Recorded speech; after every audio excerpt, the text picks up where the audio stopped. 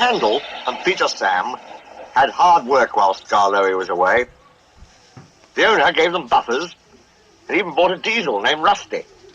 But Sir Handel grumbled continually. One day, Gordon saw him shunting and laughed. "Ha ha! My controller makes me shunt," Sir Handel said sheepishly, "and take trucks to quarries too.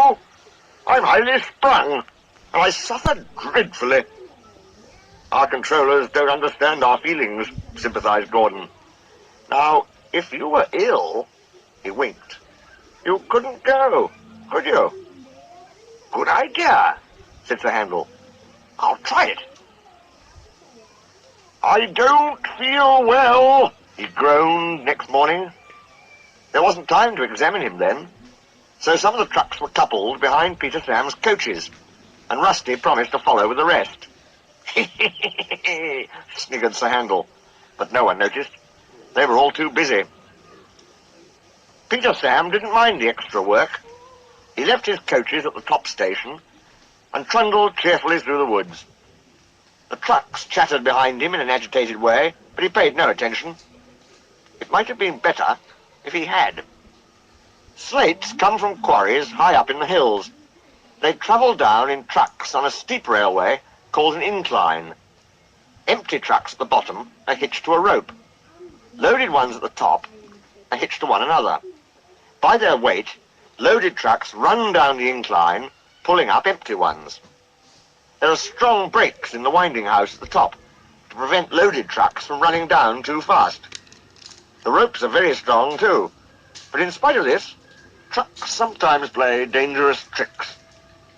Peter Sam never bumped trucks unless they misbehaved. Sir Handel bumped them even if they were good, so they didn't like him and played tricks whenever they could. Peter Sam pushed the empty trucks to a siding where his fireman hitched them to a rope. Then on another siding, he pulled back some loaded trucks.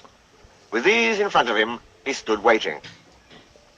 More loaded trucks stood at the top of the incline, ready to come down. They couldn't see Peter Sam. They thought he was Sir Handel and wanted to pay him out. They began to move. "Faster, faster," they grumbled. They reached halfway, gathering speed. "Scrag him! Scrag him!" they yelled. "No, no!" wailed the empty trucks. "It's Peter Sam! It's Peter Sam!" But it was no use. The loaded trucks were straining at the rope.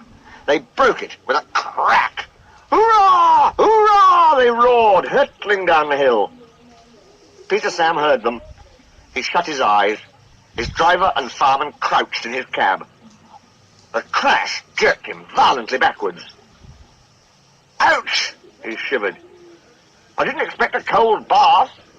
The water poured from a channel smashed by flying slates. He was soaked from funnel to cab.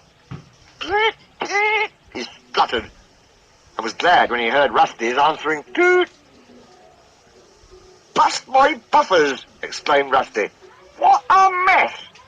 "Never mind, Peter Sam. We'll get you out." He soon pulled him away from the water and the trucks. Peter Sam felt battered. His funnel was cracked and his boiler dented. But he was glad his driver and fireman were unhurt. He thanked Rusty and limped slowly home. Rusty stayed to help clear the wreckage. "I'm sorry about your accident, Peter Sam," said Sir Handel. "I always stand well back. Trucks don't like me, you see. Why didn't you warn me?" "I didn't think." "You never do," said a stern voice. "You can start now, while you are doing Peter Sam's work as well as your own. That'll teach you to pretend you are ill." Sir Handel did start thinking. He thought about thin controllers, and he thought about Gordon. He wanted to give Gordon a piece of his mind.